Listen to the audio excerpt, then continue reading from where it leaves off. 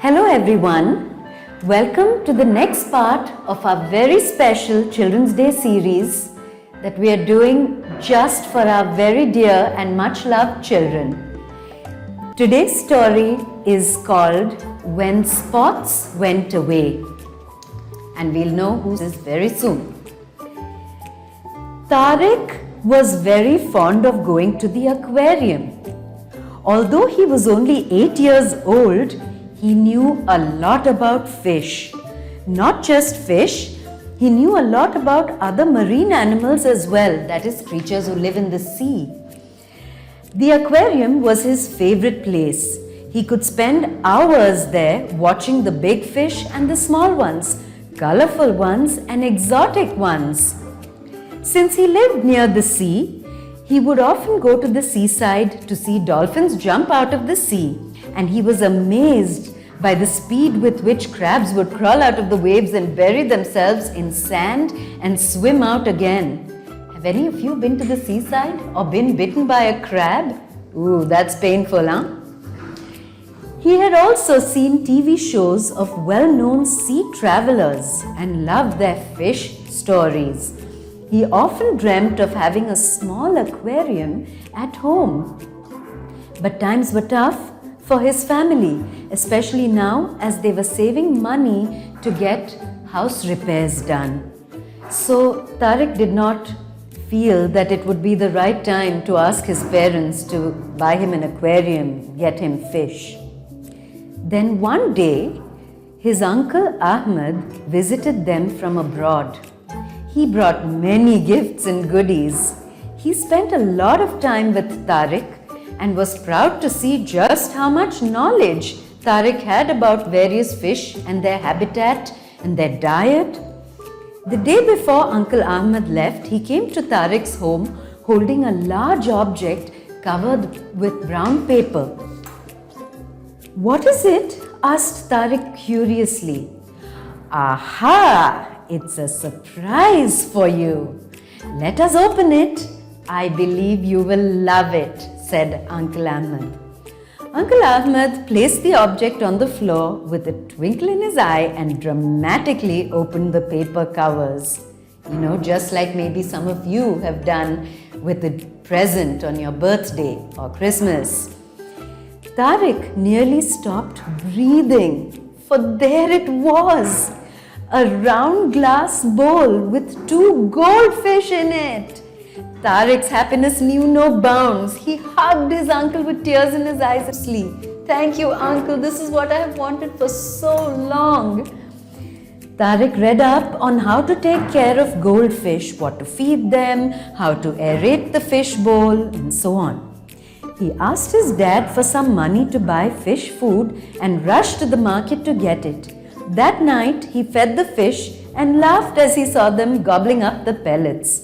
He made his family laugh by imitating the way the goldfish puckered their mouths to eat and breathe. Do you know how to make fishy mouth, fishy faces? Try it, just like Tariq.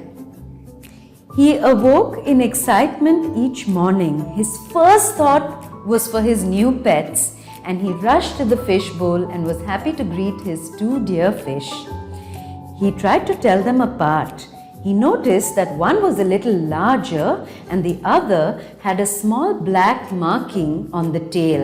He named the larger one Goldie and the spotted one Spots. Every night and morning, it was his joy to feed his fish and see them swim and play. Over time, Tariq decided to decorate his fish bowl with small toy plants and rocks and colored stones, arranging them to form caves and passages, just like they have in aquariums, which maybe some of you have seen. His 2 fish companions, Goldie and Spots, loved swimming through the passages, in and out of the caves, and Tariq loved watching their swimming movements. Then one day, when Tariq went to feed his fish, he noticed that Spots looked a little dull. He was not swimming as fast as he usually did, and he did not seem to be very hungry either. Perhaps he was just tired today and did not want to eat, thought Tariq. But Tariq was also starting to worry about his pet. What could be the matter with Spots? He was always active and playful. I hope he will be all right, thought Tariq. The next day, Tariq's mother called the animal doctor, someone who knew all about the sicknesses of animals. The doctor told Tariq that Spots was very sick and that he would try his best to cure him. He also gave Spots some medicine. Will Spots be all right? I want him to get well, said Tariq, very worried now. I hope so, said the doctor. The next morning, Tariq ran to the fish bowl to see if Spots was better. Through sleepy eyes, he saw Goldie swimming around and felt relieved. But then he realized he could not see Spots. He peered closely and found Spots floating at the top of the bowl. Spots did not appear to be swimming or breathing. Tariq quickly scooped him out with a net and tried to coax him to breathe by gently prodding him and gently blowing near his mouth. Spots still refused to move or respond. In panic, Tariq cried out for his parents, "Mummy, Papa, what's happened to Spots?" They also tried to see if they could revive Spots, but Spots was dead. Tariq could not believe what had happened. His fish friend was gone. Why had it happened? How had it happened? And how was Goldie feeling? Goldie was swimming alone and appeared to be looking for his companion. Tariq was very sad and shed many tears. He still fed and cared for Goldie regularly, although he didn't rush to the fish tank as he used to earlier. But he also spent more time near the fish tank looking at Goldie. I hope nothing happens to Goldie, he thought. Tariq continued to feed Goldie, but could not forget Spots. But why did Spots go away? He cried.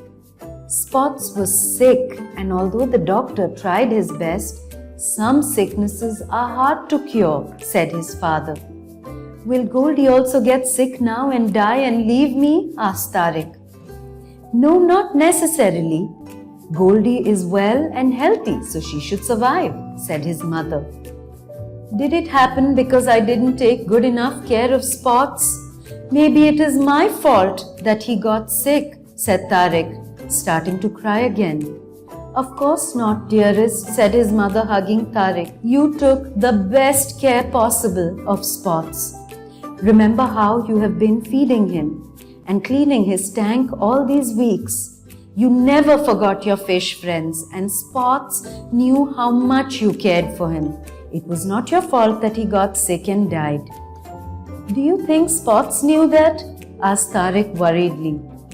Yes, he did. He knew how much you cared about him, said his mother firmly. It is not our fault when sad things like this happen. Animals and people get very sick sometimes, and we don't always know why. Even the doctors don't.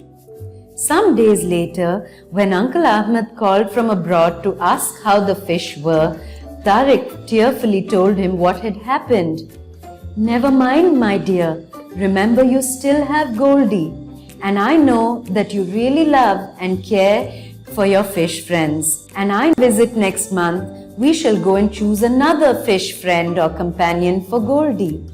So over time, although Tariq still missed Spots and was sad sometimes, he continued to take good care of Goldie as he eagerly awaited Uncle Ahmed's next visit.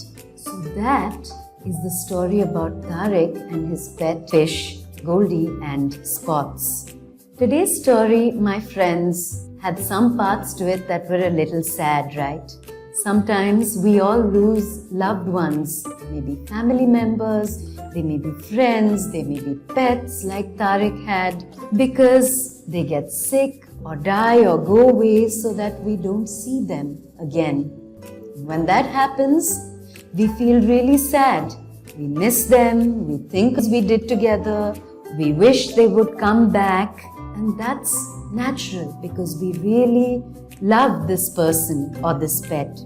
It's natural to feel sad and to cry, to want them back, right? We've all done that sometimes. But just like Tariq's mummy said to him, you remember about spots? It is not our fault when some of these sad or difficult things happen. You know, when somebody gets sick or somebody dies, these are just things that sometimes happen.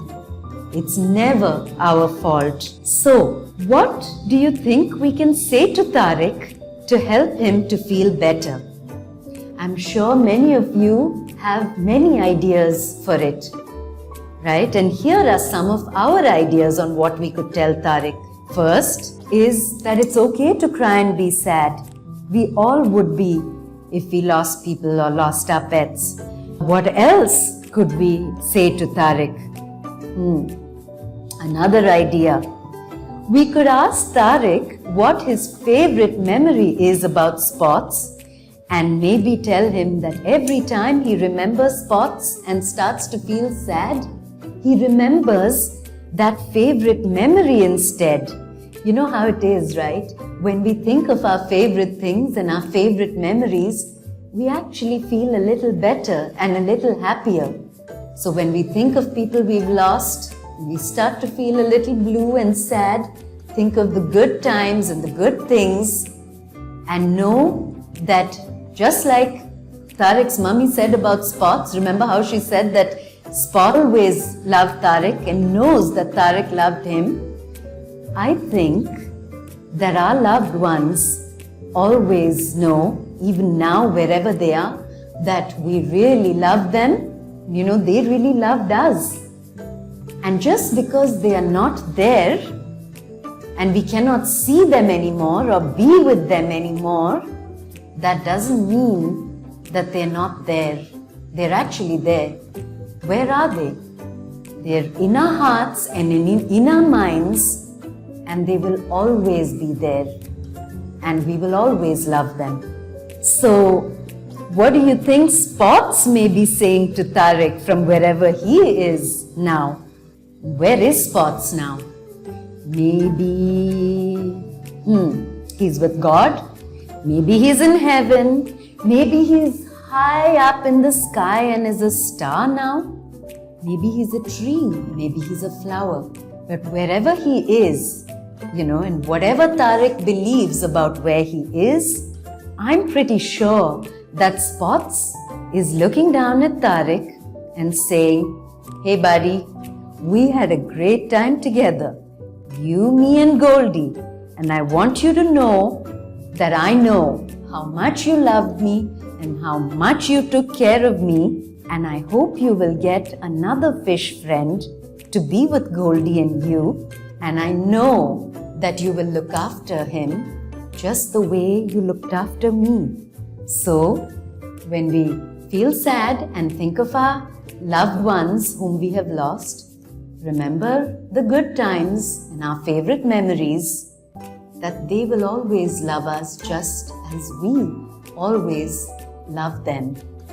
So thank you very much for listening in today, and we will come back next week, same day, same time, Sunday at 11 o'clock for our next story, and tell your family and friends to join us for story time.